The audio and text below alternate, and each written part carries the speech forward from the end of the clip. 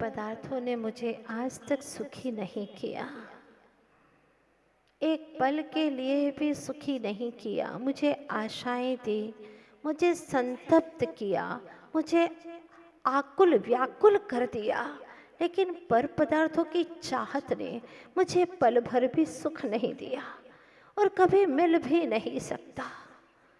आज प्रातः काल में प्रभु के द्वार पर जब बैठी तो प्रभु से कहा, प्रभु मुझे अपनी शुचिता समझाओ ना।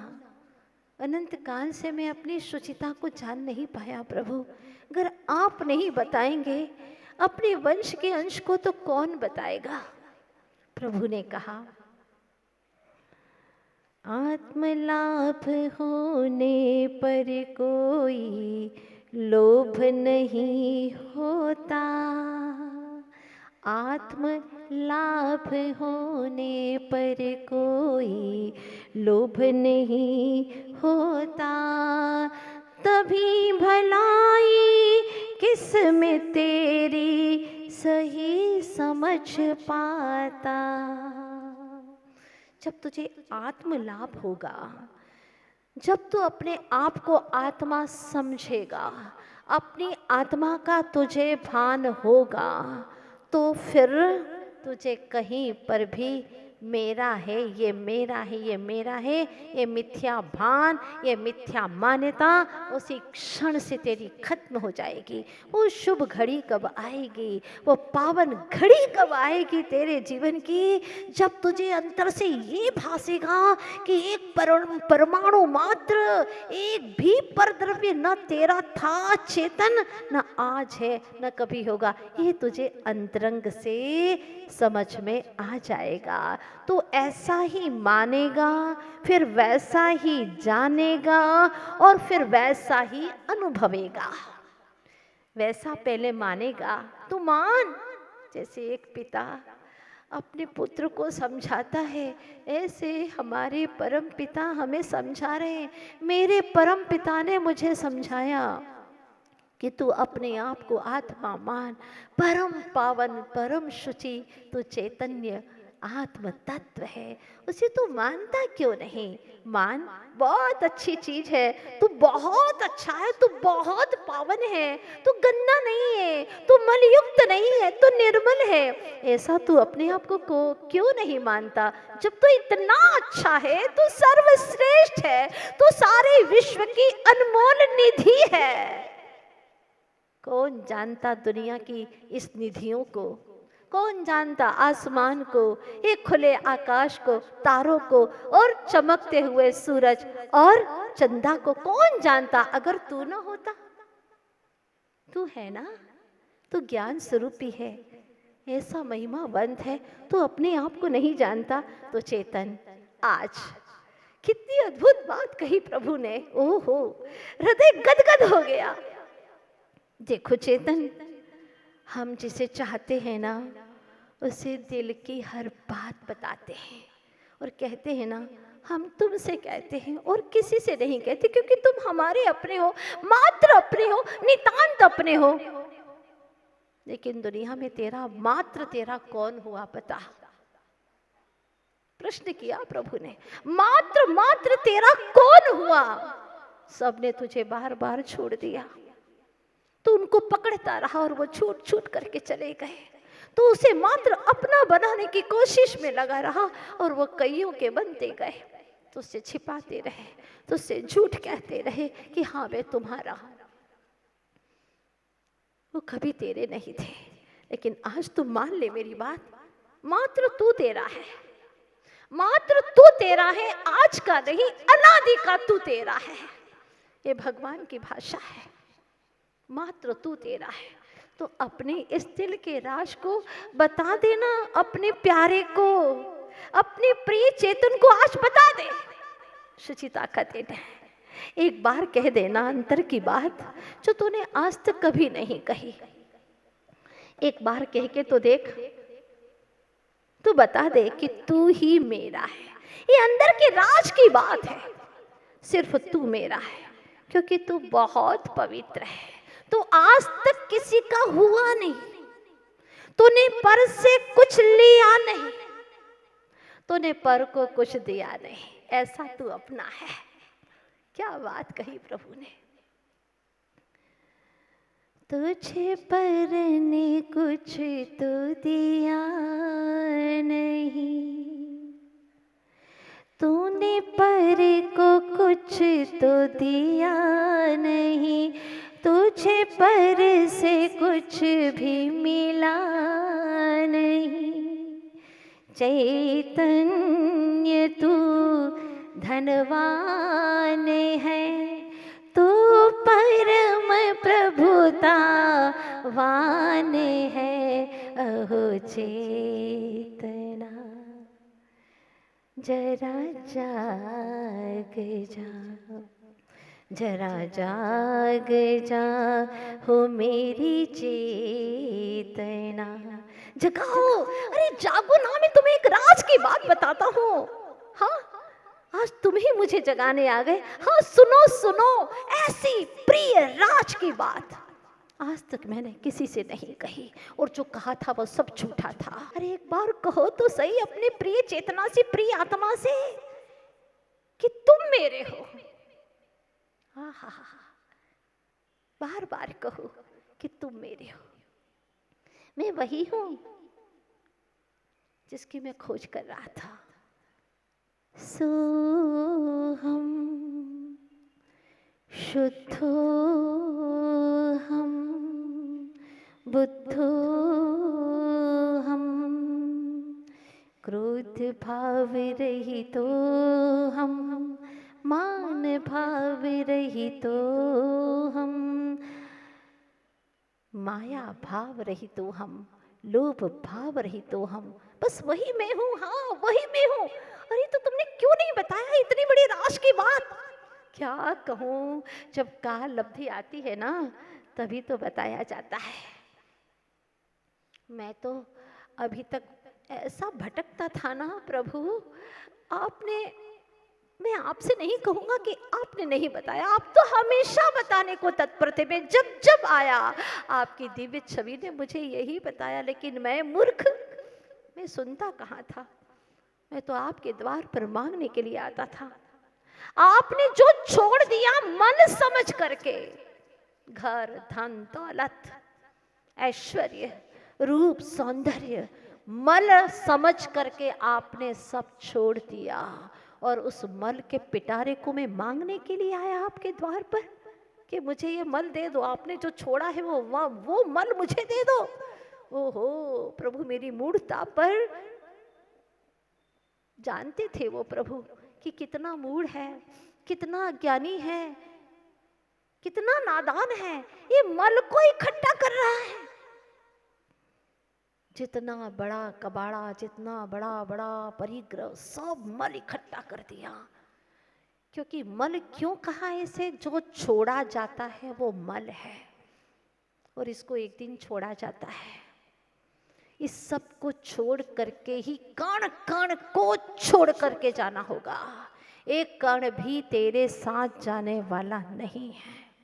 जो मेरा है वो मेरे साथ जाएगा। जो मेरा है, तो मेरा क्या है, मैं चेतन स्वरूपी आत्मा। पर मेरे साथ में तो कर्म भी तो जाते हैं ना, तो कर्म तो मेरे हैं। कुंद कुंद महाराज समझाते हैं, नाणम सवे भावे पच्च खाई परे तिणादूण, तहमा पच्च खाणम नाणम नियमामुनि तवम।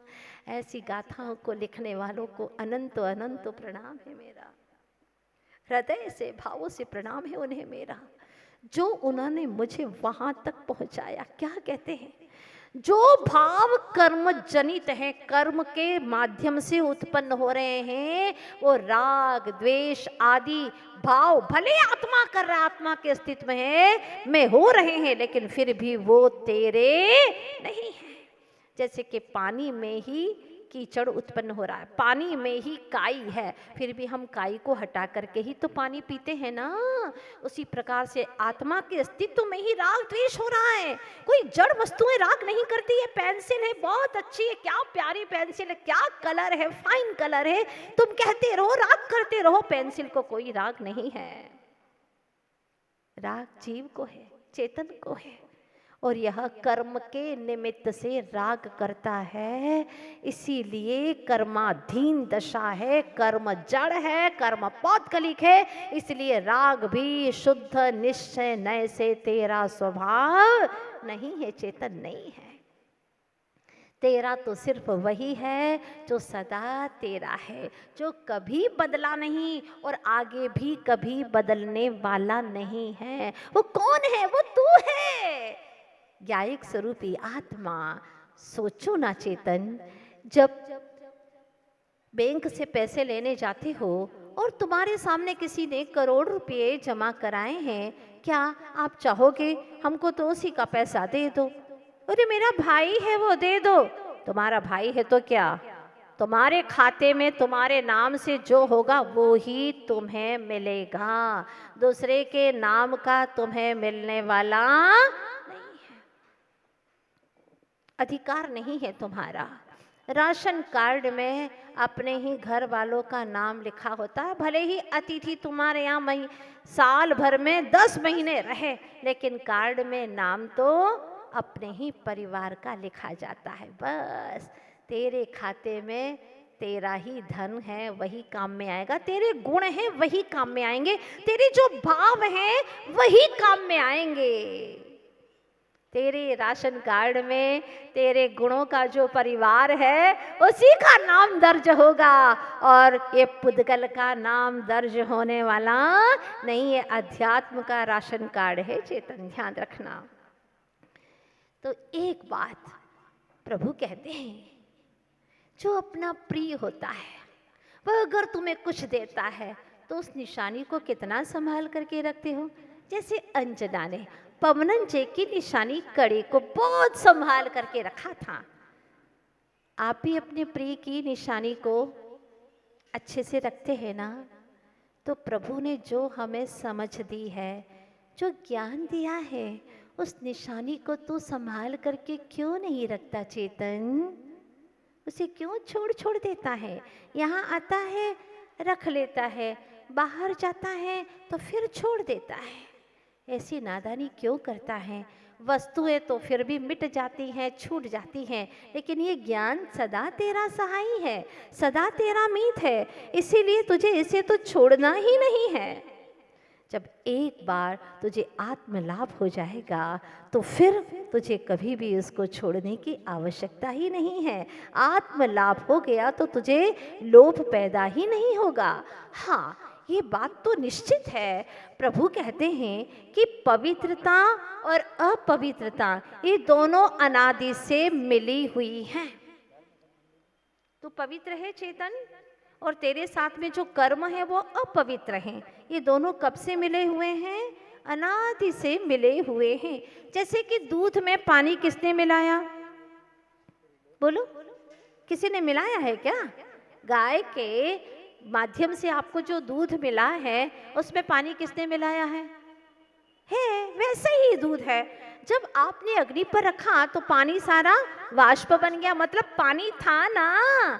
बस स्वर्ण पाषाण जब खान से निकलता है तो उस स्वर्ण के अंदर पाषाण किसने मिलाया?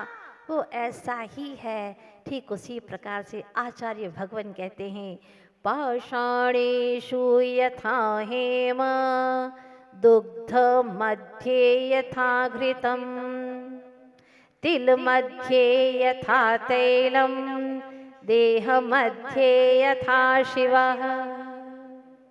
उसी प्रकार से शरीर में भी तेरा शिव आत्मा विराजमान है।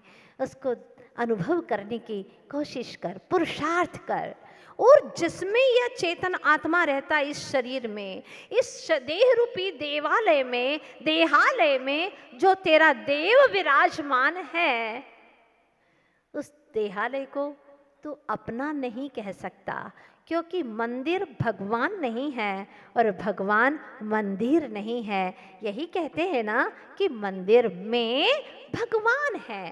बस उसी तरह से इस देहालय के अंदर तेरा देव बसता है, जिसने अपने शरीर को और आत्मा को भिन्न जान लिया, पर जान लिया, वो परम हो गए हमारे प्रभु। उन्होंने, हमारे गुरु, उन्होंने देह को पर मान लिया, फलतः वे रिद्धिधारी हो गए। जिसने काय को, देह को पर माना, वो काय बलि हो गए, काय बलि हो गए, परम हो गए। और तो और केवल ज्ञान को प्राप्त कर गए। तो जिस देह को पर माना उसका भी अनादर नहीं हुआ, उसको भी परम औदारी काया कह दिया। वाह! जो महान आत्माओं की संगति में जाता है, भले ही 9 मल द्वारों से भरी हुई देह भी क्यों न हो, वह भी ऐसे महान आत्माओं की, पवित्र आत्माओं की संगति में जाती है, तो वह भी परम औदारिक देह की संज्ञा को प्राप्त कर लेती है। लेकिन चेतन, तेरे भीतर में शुचिता का भाव नहीं आया, तू अपने पावन स्वरूप को जानता ही नहीं, इसीलिए दूसरे के भी देह को तू अच्छा मानता है, अपनी देह को अच्छा मानता है, अपनी रूप सौंदर्य को अच्छा मानता है, तो दूसरे के देह को भी अच्छा मानता है। एक बात कहूँ, प्रभु कहते हैं, एक बात कहूँ, तूने अनंतों बार दूसरे की देह को छुआ?